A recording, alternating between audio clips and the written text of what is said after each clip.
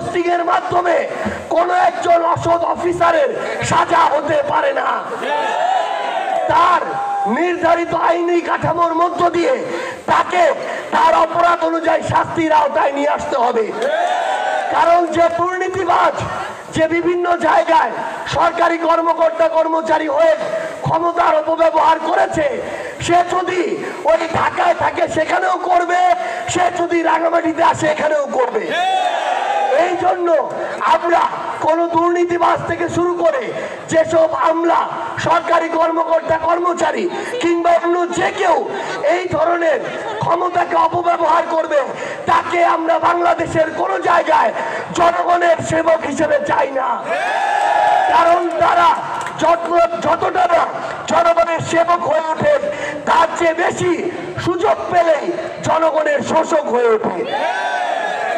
আমাদের সংগ্রামী সহযোদ্ধারা, আমরা আপনাদেরকে আরেকটা অনুরোধ জানাই, আমাদের রাজনীতি চলবে, আমাদের জীবন চলবে, কিন্তু আমাদের এই পাহাড়ি জীব বৈচিত্র্যকে আমাদের বাঁচিয়ে রাখতে হবে।